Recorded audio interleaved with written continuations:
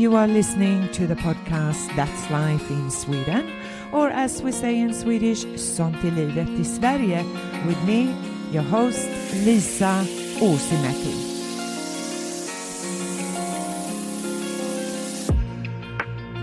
Today I welcome Johan Sandström McGinnea.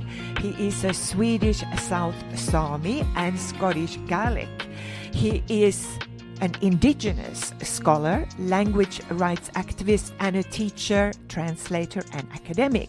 He's currently residing in Liksjoe, or Lycksele, as we would say it in Sweden. I wasn't quite sure how to say it. But anyway, welcome to the podcast, Johan. And how is life? Thank you, Gaelic. Well, life is quite good at the moment. As you said, I'm working as a teacher. So at our school, we've kind of changed the way we're doing things. So we're at the moment, we're teaching our students in a more focused way. So I'm with a class for 10 to 12 lessons a week. And then I don't see them for four weeks. And then we do a kind of a rotation, but that means that we can really get down and gritty with whatever we're teaching. So this week, we're looking into poetry and into things like that. So it's quite interesting to see what happens when you're with students over a short period of time, or when you get to follow them for a full day. So I've just finished one of those days, so I'm feeling quite well. Yes, and you went to the dentist. Yes, as I said, I went to. As I said to you earlier when we were talking, I went to the dentist yesterday. I've got one of my wisdom teeth removed, and you would think it would be one of those kind of normal everyday things happening because everyone has, not everyone, but the majority have wisdom teeth. But not only do I have red hair and blue eyes, which makes me a minority in many ways, but it turns out that I've got two sets of wisdom teeth. Oh my God. So one of them had to get removed, and it was quite messy. But I'm fine, and things are okay. So that's the best thing about it, that you can still continue to just work. Because I was feeling a bit yesterday. I was feeling, oh my God, am I going to be able to talk and use my mouth for the next couple of days? But it feels quite good. So I'm happy about that. Oh, that's good. That's good. So I got lots of questions for you, and you are, of course, a really interesting person. And so I guess the first question I would like to ask you is about the Saami people, who are our indigenous people here in the Nordic countries. And they celebrated, or you celebrated, on the 6th of February, their National Day. So what does the day mean to you and to the Saami people? I think it's an incredibly important day for us, not the least because we decided on the 6th of February in order to commemorate the first international gathering of Saami people who were talking about political issues. And this was back in 1917 in a Norwegian town called Trondheim, or Trondheim in South Saami. And in a way, they were talking about the very same issues that we are talking about today. So they were talking about the right to education. They were talking about the right to land, to can you build a house? Can you do all these kind of things? And how do we make sure that reindeer herding continues to stay a sustainable profession for the Saami? And what's interesting is that since 1993, and earlier on the Norwegian side, of course, but since 1993 and the establishment of the Saami Parliament, what I think has happened is that the Saami National Day has become not just that kind of political celebration of, people working for indigenous rights, but it has become a way to showcase a sense of pride and happiness connected to our identities as an indigenous people. Because obviously, if we look back at what happened in the 1920s and 30s with the Race Biological Institute and the residential schools and so on, you would think that a lot of what we are talking about is that kind of we're working through a trauma in many ways. But especially for me, working with teenagers and younger kids, I see that the Sami National Day is so important because they feel like they're finally being seen and they're being celebrated, and they get to showcase their culture and talk about it, and other people are also celebrating it. So for me, it's an important day. And especially for our students, what they tend to say is that, yes, we can talk about the politics and all that, but all that is for every other day of the year. But on the 6th of February, they want to eat cake, they want to play games, they want to, sing songs and do all those kind of things. So it is a celebration, and I think that's important to remember. Sometimes we just need to be able to celebrate as well. And also, it's not only the Swedish Saami, it's actually all the Saami people up in the north. So that is the Finns, the Norwegians, the Swedes.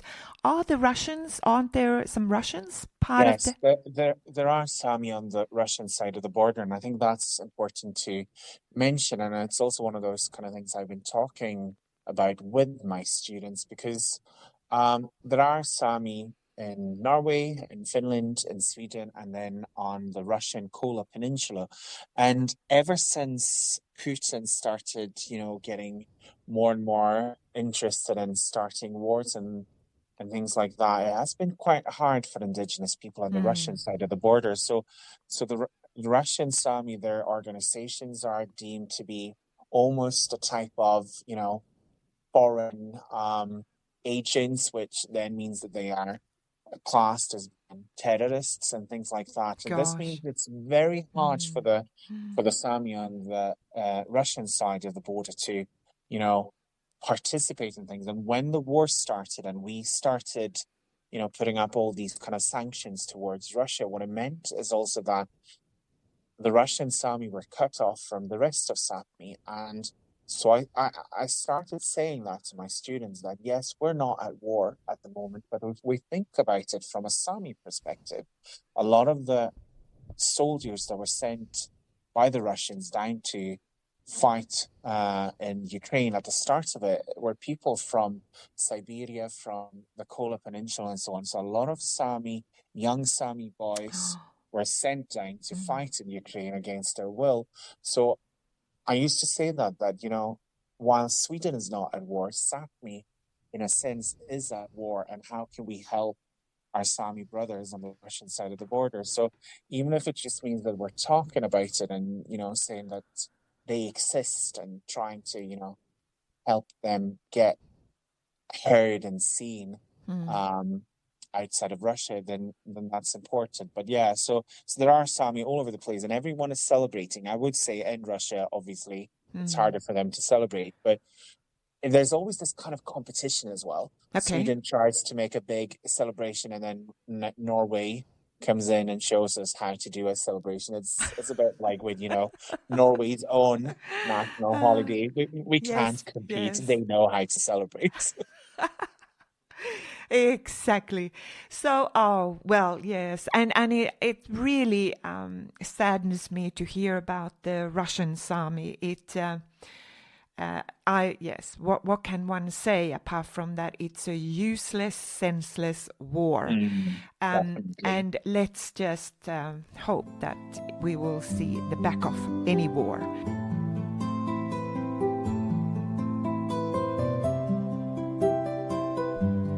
What does equality, equity, and inclusion mean to you?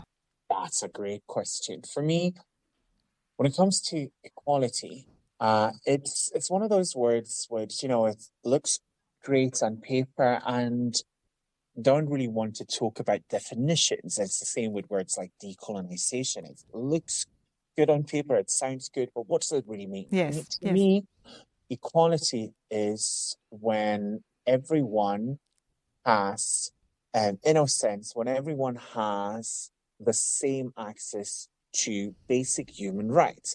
But we cannot have equality if we don't have equity. In other words, if I say, well, everyone should be allowed to have reindeer, or everyone should be allowed to do this, or we should be able to do that, then we're kind of forgetting about the colonial history. So I feel like equality without equity is not equality. You kind of need to always remember that we have a society which is colonial, which is in many ways patriarchal and so on. And if we just talk about, oh, everyone should have the same, then we forget about where we're starting from. So to me, it's very important that I can teach my students to think about that as well, to think about what it means to be a member of a minority, of an Indigenous people. And at the same time, a lot of the times, I'm teaching Saami boys. I kind of sometimes have to,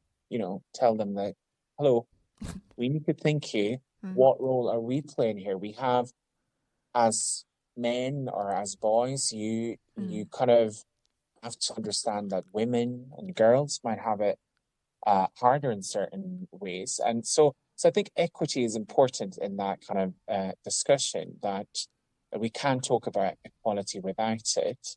And then what was the last word? Inclusion. We all talk about, yes. Exactly. And I think inclusion is also one of those things which is very, very important that we talk about. But we need to kind of look at it from 2 points of view. I was talking about this earlier today, actually, that when it comes to inclusion, we often think of it from a majority point of view.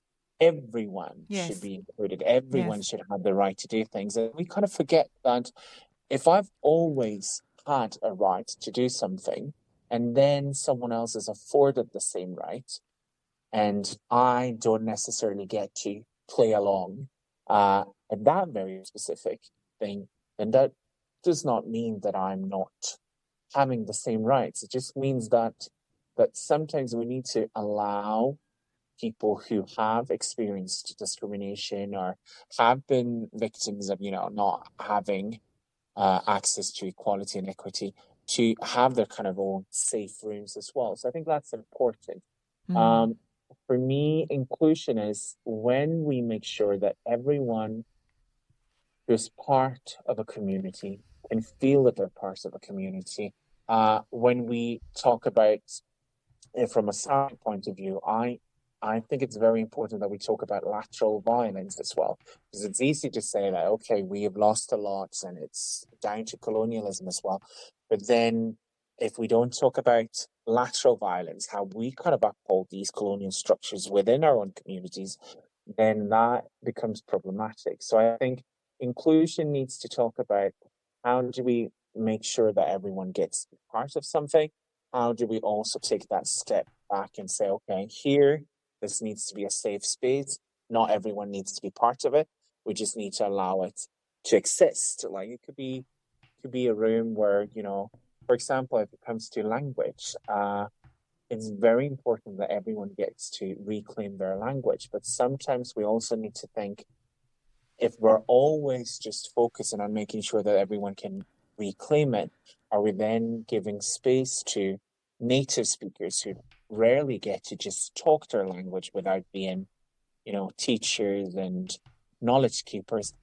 Are they going to be able to just use their language? They need to have that space as well. So inclusion it's important, and it's something we have to work for, and we need to make sure that people feel like they're part of a community. But we also need to remember that sometimes I don't need to be part of the discussion, or we don't need to be part of the discussion for it to still be valuable and important to people. So I think that's what I would say about inclusion. Great point. So can you share your understanding of wisdom and how you, as a teacher of Indigenous kids and yourself as an Indigenous person, infuse wisdom in your teaching?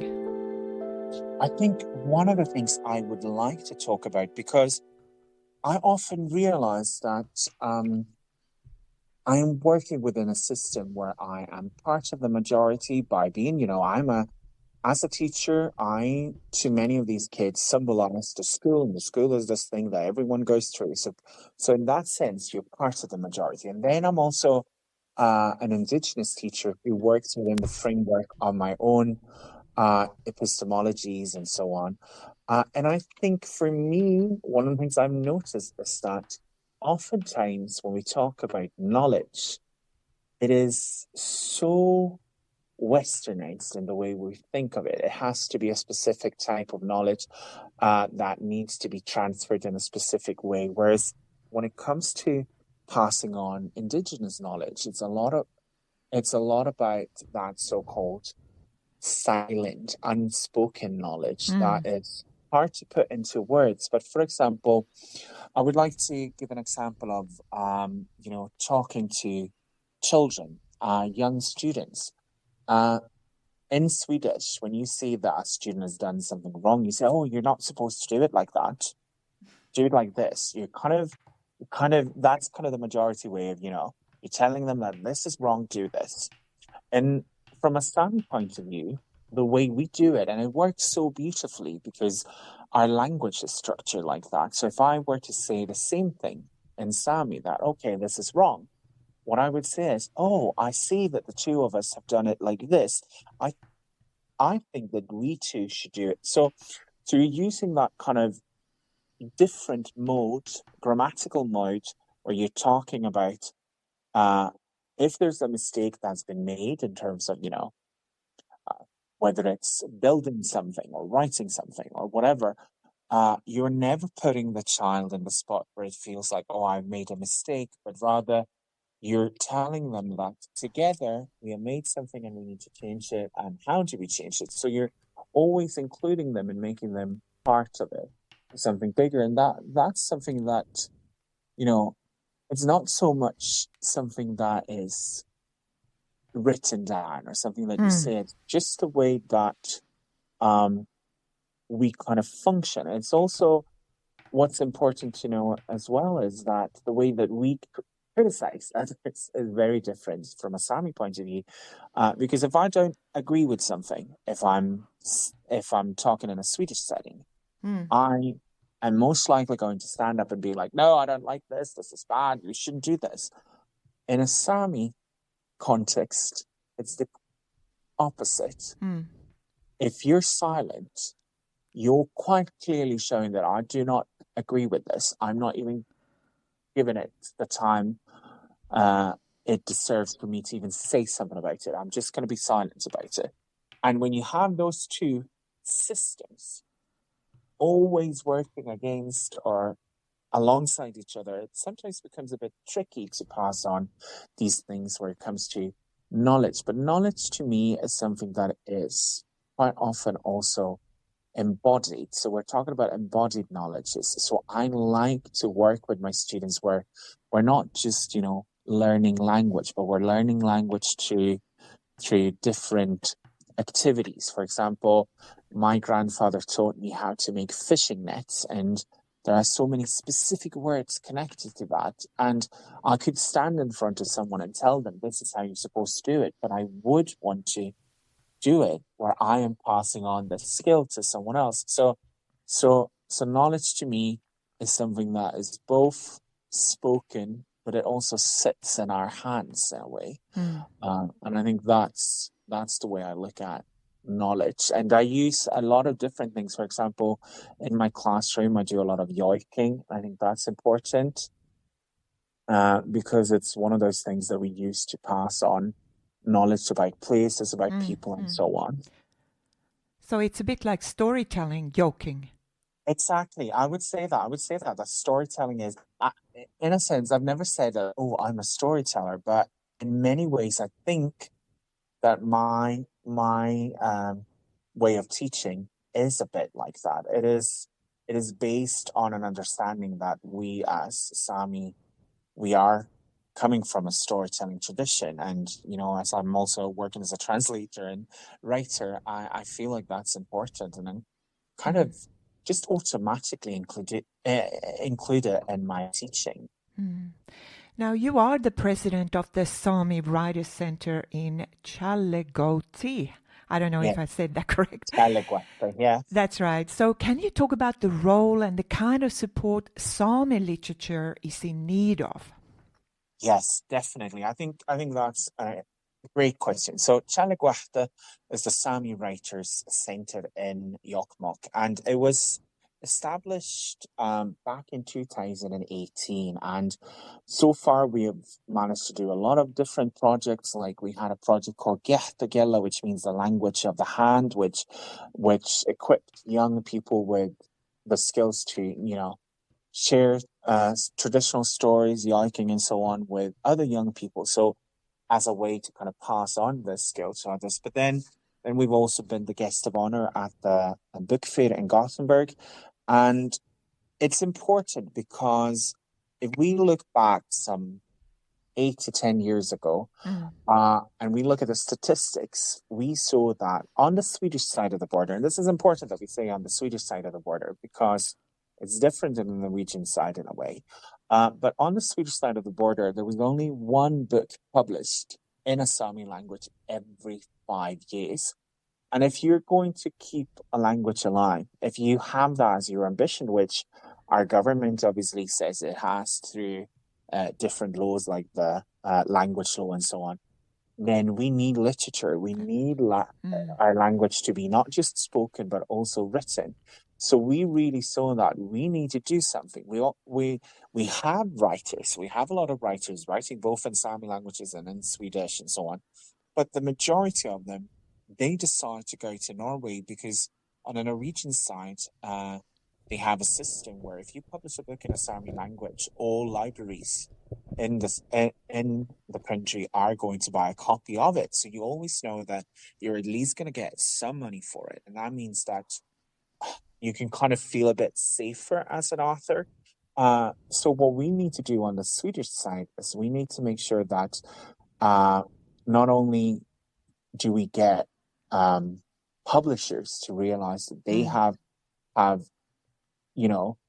responsibility to publish books in Sami and kind of understand that there are grants from the from the government that you can apply for if you want to publish books in a Sami language. But a lot of these publishers, they don't. And then at the same time, it's also the case, how do you get people to write down their stories? How do you get people who are used to share their culture in an oral way to actually take their stories and put them down on paper? So we have worked a lot with, different workshops with writers and so on. For example, Annika Wenström, who was part of writing last year's Christmas advents calendar for SVT. She has been holding a lot of courses for Chaligwat and so on. So we work a lot with that. On one hand, it's trying to get people to understand the importance of supporting Sami literature and making sure that we get more books published. But then it's also making sure that we get people to write and to feel like they are empowered to write, because a lot of people are also stuck somewhere on that treacherous and sometimes often very hard path back towards their own languages. Yes. So there's a lot of that, I would say, here.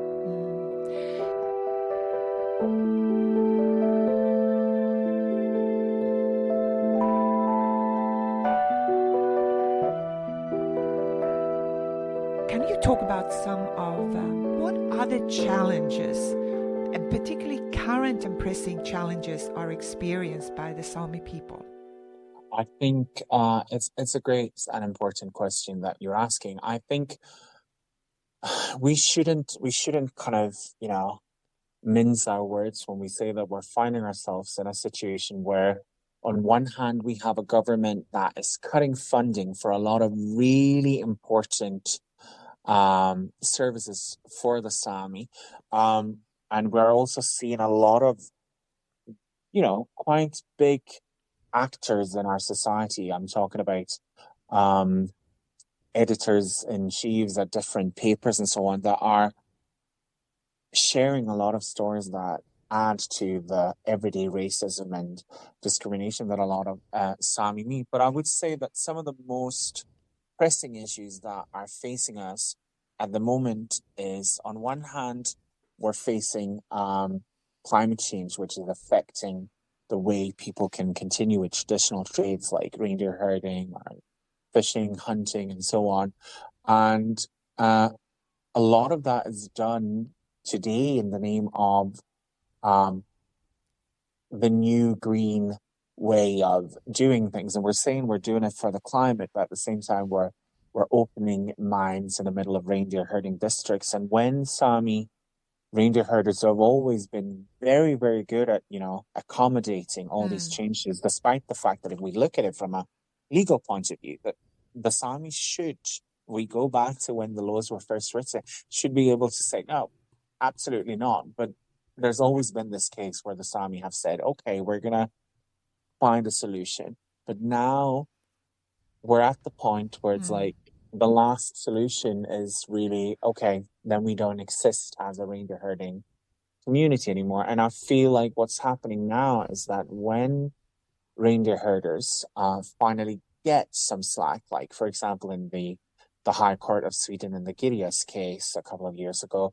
then people don't really like that. They don't like the fact that we're finally saying that, okay, something has not really been right here, and we're now trying to rectify these mistakes and, settle all these kind of old conflicts. Because if there's one thing, and I think that goes for everyone, it doesn't have to be, a majority society, but if you're used to having some kind of privilege and then someone else is getting that privilege or getting the right to that privilege asserted, then rather than being like, yes, of course they should also enjoy this, we're quite often being quite, pessimistic about it and being like, oh, no, they're taking it away from me. And I think that's kind of what's happening now. So we have a lot of, when it comes to reindeer herding, a lot of what's happening now is very, very pessimistic. And I think if we look at, for example, where I live now, very close to Umeå, where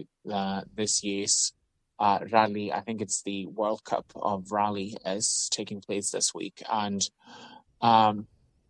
they knew that this year was a really particularly very bad year for reindeer herding in terms of climate, because we've had, minus 20 one day and then it's plus 10 the other. So there are so many layers of ice on top of the lichen and everything that the reindeer need to be able to access in order to survive. So this year, the reindeer herding community of Iran, they said, this time, we don't think this is possible. We can't have this. We need to be able to have a reindeer here because they're supposed to be able to be here. And what has happened is, we've seen some really racist texts being written in newspapers, and now just recently 3 reindeer were slaughtered quite brutally. And I don't know if you've read the book Stolen by Angelina Stadius, and in a way, it was exactly that just happened here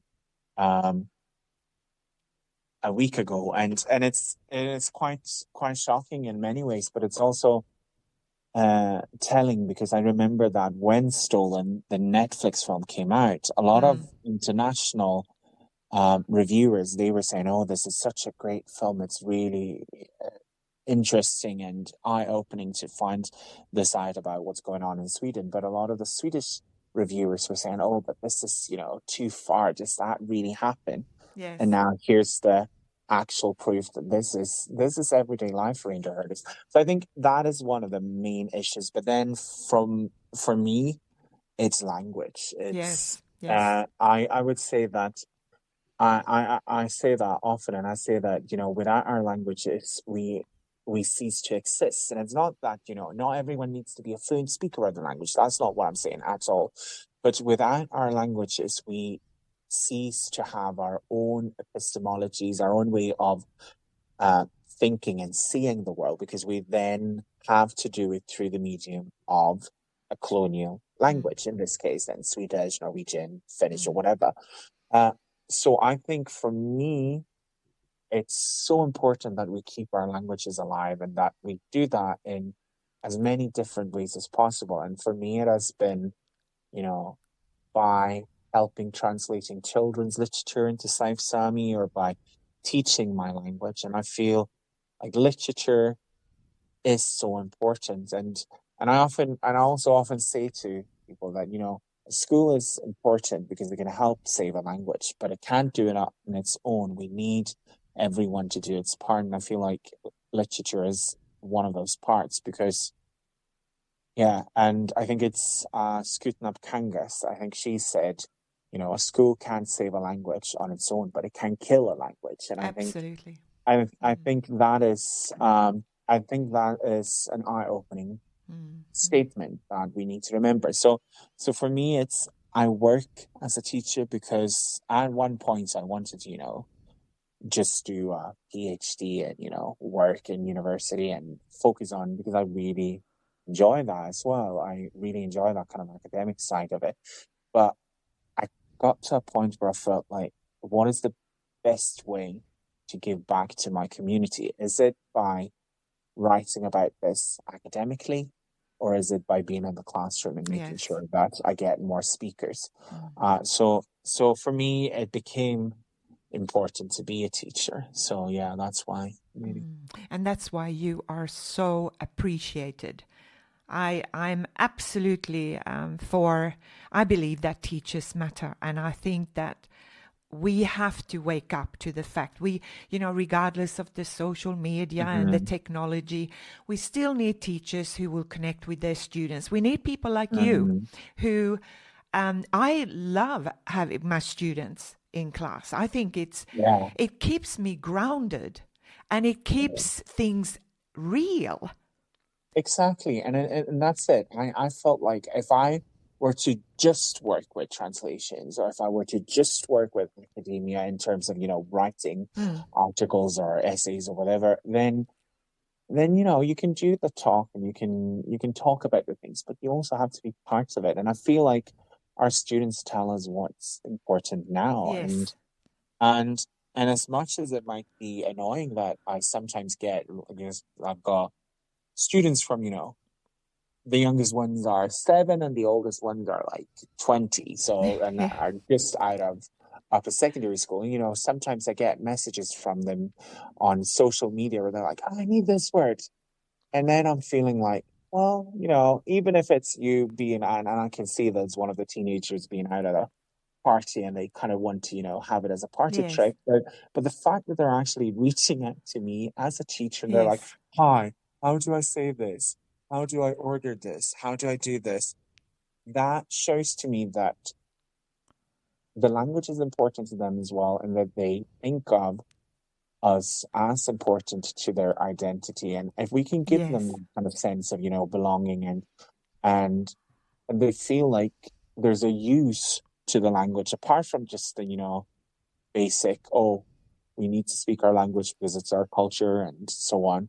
But also they feel like there's a use to it, that they feel like, I want to talk about love, or I want to talk about, I don't know, a lot of my students, they drive 8 tractors and I don't even have a driver's license. So, you can understand the kind of, it's not my field of expertise, but we've spent, I actually told them, okay, you know what, take me out to one of these cars, teach me how to do all these things, and I'm going to stand there, I'm going to tell you what these things are called in Sami, and if I don't know, we're going to make up the words. And then suddenly, all these kids, they were just like, here it is, we're using the language, it's alive. And I feel that is what makes it all worth it to me.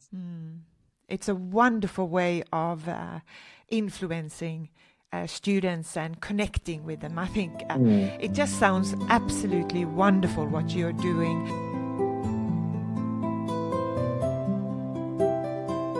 Now, I'm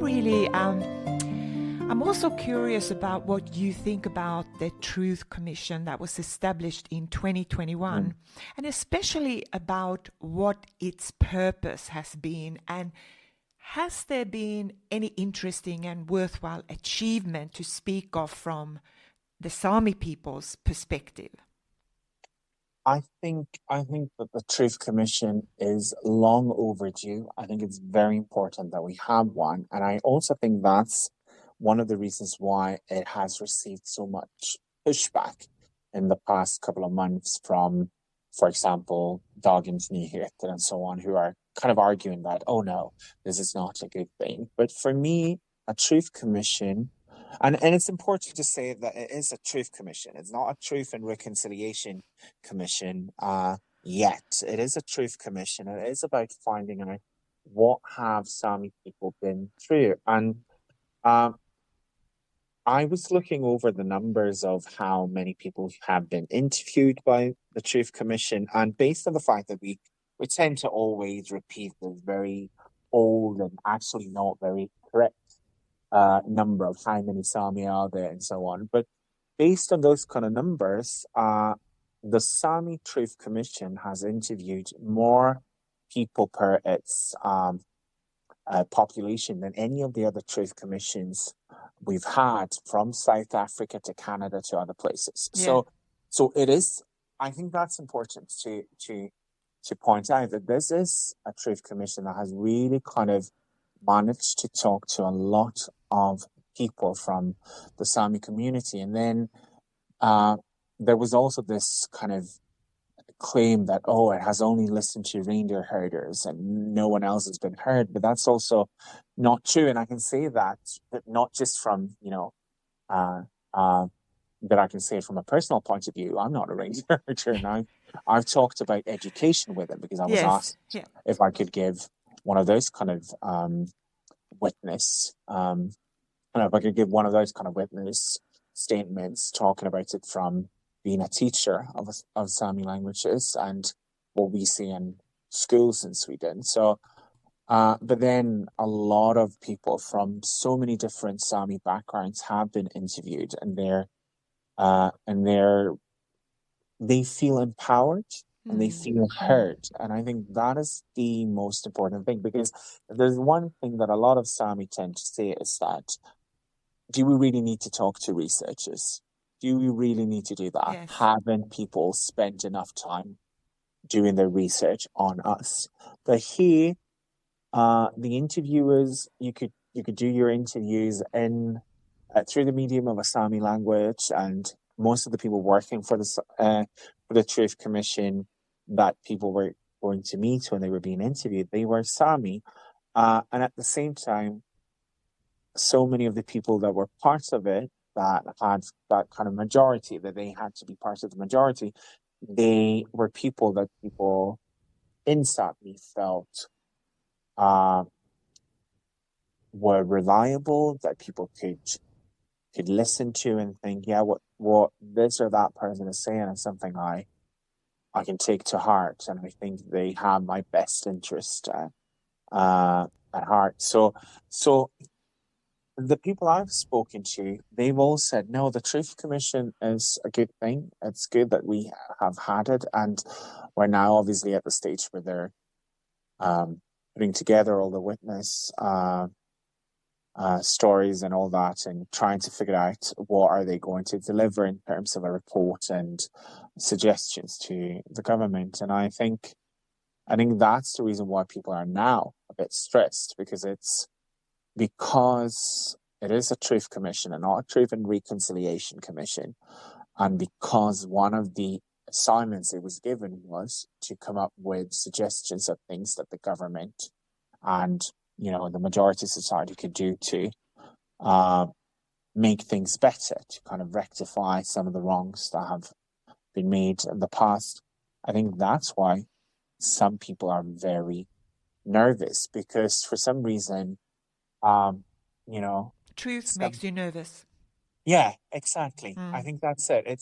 It's people are a bit afraid of finding out what is being said in these stories. But I think we're gonna get stories that are gonna make us in Sápmi also feel a bit, oh, yeah, is this the way we're treating each other? We're gonna get stories of lateral violence. We're gonna get stories of, feeling as if you don't belong to your own people because of colonial laws in the past and so on. So there's this it's gonna be kind of it's gonna shake up a lot of things, not just in the majority society, but amongst the Sami as well. But I feel from the bottom of my heart that this is something good, and that was needed, and it was good that it started when it started. And I was part of the largest repatriation ceremony in Sweden of Sami human remains back in 2019 here in Lycksele.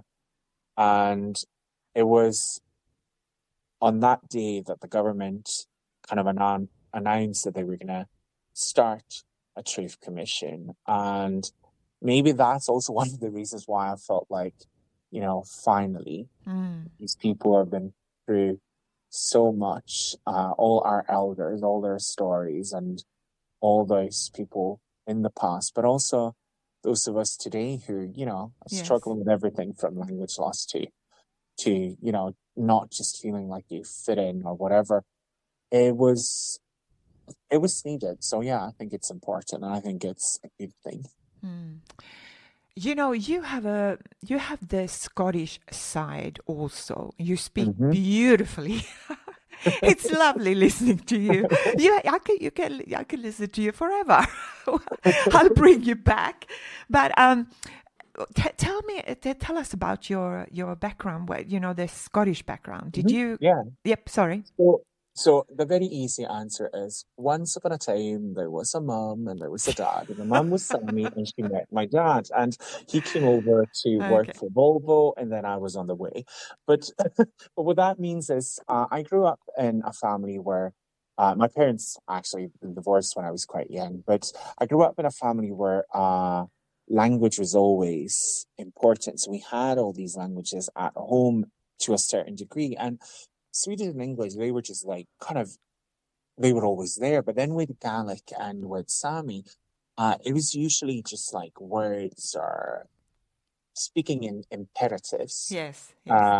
And then I decided, when I was doing my my studies at Gothenburg, I actually studied at Gothenburg, and I'm so happy that I decided to do that. And but I also said, why should I be studying English, or why should I be studying German in Gothenburg when I can go to Germany, when I can go to Scotland? Yes, and what happened was I went back to Scotland and then kind of stayed for quite some time. So I was in Scotland for like 8 years.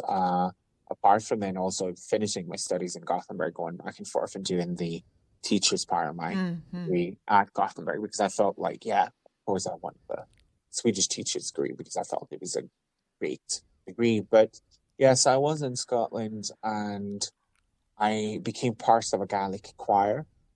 And then people were like, oh, can you help us teach the language? And I was just like, no, I can't do that. And then there was an elderly woman, part of that choir, and said, oh, of course you can do that. And she became really, really important to me because she was there as the one who actually, spoke the language perfectly. Whereas for me, I could do it from a teacher's point of view.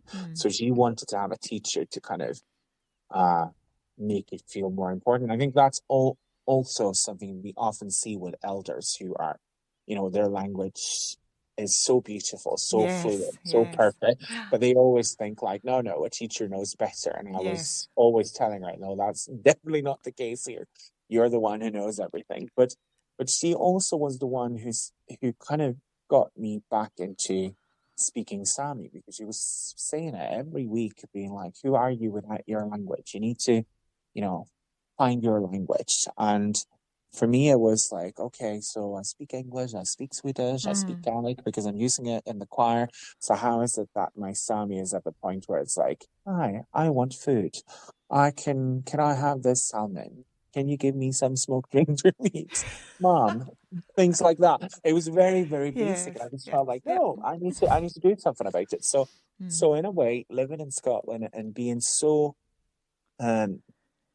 into the Saami side of my family, the Scottish side of my family, made me also a lot more aware of how important I actually felt that the Saami side of my family were. So they kind of helped each other. But what's interesting there is that I also think that it was in Scotland that I felt like traditional music became one of my go-to methods when it comes to teaching endangered languages, because from the Scottish Gaelic point of view, there's wonderful TV series at the moment from BBC Oliver that you can see on SCT called Enchelen, or The Island, or I think it's called Mordet in Okay. Swedish. Yep. But yeah, so it's made in a mix of English and Gaelic, and most of the dialogue is in Gaelic, so it's wonderful like that. But there's a part in it where towards the end where one of the young men in it, he's standing in a church, and because they're supposed to be awake or something like that, and he starts singing in Gaelic, one of those kind of hymns. And to me, having lived back in Saami for so long now, it feels like it's getting to 10 years, and I'm really like, I'm going back to Scotland quite often, like for shorter periods, but having lived here and hearing that and being Yes. back where I was when I was in Scotland and feeling that, it was wonderful. And then I also felt like, yes, music and language, they are so interconnected, and that's the same with yoiking. Like yoiking and yoik lyrics, or with Gaelic, you have all the kind of poetry and melodies and everything. So yeah, for me, both cultures are very musical, but the Gaelic one especially so. I like a lot of the culture is embedded into the music, and I often feel like, here, if people say, let's go to the pub, it's in order to go to drink. And if you say that in Scotland and certain parts of Scotland, it's like, okay, we're going to go and play music for 4 hours now. And yeah, it's okay. There might be something on the table there that we're drinking, but the music and the singing and the talking is the main thing. So those are things that I miss. And yeah, so yeah, but music is really kind of at the core of it for me. Yes, and you know what I thought when you were saying that, I thought, can you give a little bit of a feel of that Gaelic sound, and maybe then a little bit of a yoik? So, because I'm Yes, sure of course. people would be curious, what is, here we have a Scottish background and Saami, but I mean, Yeah. hello, what's the So music? yeah, Yeah. so no, for example, when it comes to Gaelic, and it's also one of those things. I'm actually working on a project at the moment called Idir Clachan is Lyksjoe, which means between Clachan and Lyksjoe, and it looks at Sami who either voluntarily or involuntarily, because of these kind of human suits and things like that, went to Scotland. And I've looked at different things, and I've found a lot of old songs in Scotland that are really kind of, they're actually one of the oldest Gaelic songs. It's about milking reindeer, which was one of those kind of key things in the Sami tradition, especially in the South Sami one. So I think I could probably um, give you the start of that song, and then I'll just move over from that song into a yoik about the same kind of thing. So I'm going to start with a Gaelic song about milking reindeer. It starts with "Clachachil," which means I'm not going to sleep until my love comes back, and then so I'll do that. So and the song goes. Hold on, I'm just going to try and remember it now. And then it goes like this. Chachil, chachil, chachil mi wa, chachil mi je, Küsenchik na velwan, Krochalin mokrie, Krochalin mohel, Krochadu break bale, Ergana kirkrei, Tare krochalin, combine moge, molai on he continue crochalin mokpie, croian moge, croien nan gogen, crotogen le. Beautiful. So that's the Gaelic song. And then a yoik that would be connected to that is Gavalok, which has come to be basically the South Sami informal national yoik. We have a national yoik for all of the Sami, but this is one that talks about, leading the herd to good pastures and making sure that everyone who's kind of falling behind, that they're still part of the community and that they will find their way back whenever they want. So it become this really one, and it goes like this. What ye mo kavaloko, what ye mo halto, miesi sarva, what ye mo kavalkewa, Allah yo yo yo, Allah yo yo. Allo yo skun mogavaloko ai tuatawalka aiverita kaivete skot mogaval creo allo yo allo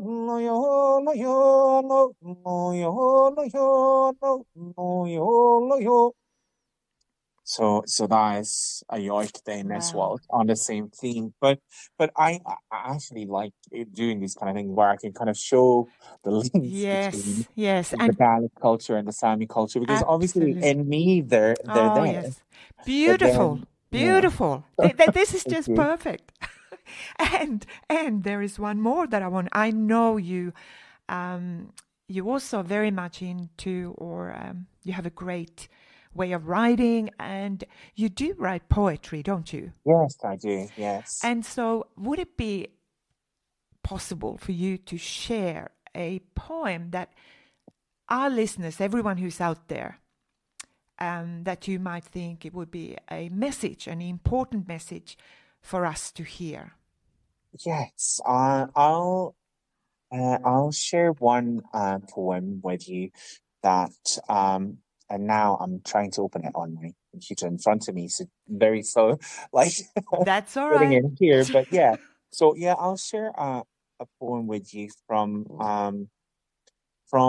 it's a project that I'm working on called as I said, Eder Clachan is Lyksjoe, and most of these poems are very long, but I'm going to try and share one of the shorter ones, but it is about a Sami man who went to Scotland in the 1950s to reintroduce reindeer, and his name was Mikkel Utsi. So this is a poem, and to me it kind of shows the story, and it shows all these connections, because I'm also mentioning all these kind of historical ties between Scotland and Sápmi, but it also shows that I think there is this kind of resilience. Here you had a reindeer herder who was growing up in a society where, he still officially weren't allowed to live in a normal house because he was a reindeer herding, so he had to live in one of those turf huts. And then he says, you know what? No, I'm going to marry this English doctor, move to Scotland and, become a reindeer herder there. And it's this kind of great success story, because today we have reindeer in Scotland again in an area called the Cairngorms. So this poem is called Chiliachi, Coming Home. Okay. And it's going to be in English and also with sections in Sami. Vaikko datte vides varit, mistä kaikkea chora. Newly married, he sings of red mountains across the sea to the cold April winds, of endless blue pastures where small clouds grow, and Murachas built his fort. He knows that these hills have birthed songs before, from Yald Rinny to the east, and rugged Durinish cleared by Sully, facing in Curragh where the Norse would turn their ships. In his mind, he follows past migrations, from Loch Runesse of Antler Roans to the gentle slopes of Jura, resting beside Cairn Lyric, where hunters once stalked the servants of the wind. Aided by a newly formed council to battle the slow-moving wheels of bureaucracy, he serviced the abandoned hunting grounds of forgotten jarls, envisioning new pastures from Roni and Rahisar to Leoas, Ilric, where Scotland once began, and clean Trolla of flattened antlers. 5 years later, he finally returns, tracing silent tracks across the North Sea, singing of Otter and Slimpe, charms against Arcadian failures and Russian shipments to Fiva, Achel, Goliv. He swallows the salt of an angered sea, the ship and his herd tossed like dice for days on end. Guided by his nephew and the moon, the wee Manny in a trilby finally releases the first gate to the frosty moors of Rath Morachas. A month later, guarded by Miall of Lycksele, Sam was born, the first reindeer calf in 800 years. Later on, forced to higher grounds, the herders settle on Miall Arigich, the silver in the name like a protective spell from far away, spun around the shores of Loch Wooley. Over the years, he becomes a new song, Garasavon and Olapa, in perfect harmony. Drawing a money ruai from the ground, note for note, he melts himself with the hills around him. Why that leo gachaur vi biw dwai, gis wai dronnig a bwel an yegl gwachtan, wai chwai gan torisma a golwg o biath gan gwethegis. He sang the antlered ones to the very end, Sarek, Kiwi, Alice, Snowflake and dozens more, sharing lichen and fresh water with red deer where ancient stories once had women milk reindeer cows on the banks of Loch Anouine. When the time had come for him to leave, they say, that he turned his walking stick into a pipe, that he knew each one of his 80 reindeer by name, that he sang to them from his wake. The warmth of his crinkly laugh could fill an eye of old. This was a remarkable venture. Now it should go further. So, yeah. Wow. Oh, thank you, Johan, so much for your time and generosity, sharing your thoughts and the music, the singing, and oh my goodness, absolutely wonderful. And of course, I would like to invite you back to further share some of the stories that we have not had the opportunity to talk about. But look, thank you so much. And absolutely, this has been a total privilege. It's been a pleasure. It's been so nice talking to you as well. So happy that you wanted to hear and talk to me. So yeah, thank you so much. Thank you.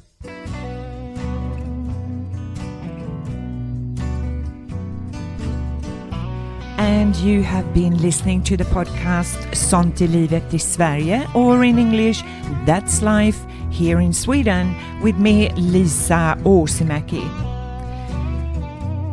Till next time, take care of yourself and each other. Bye for now.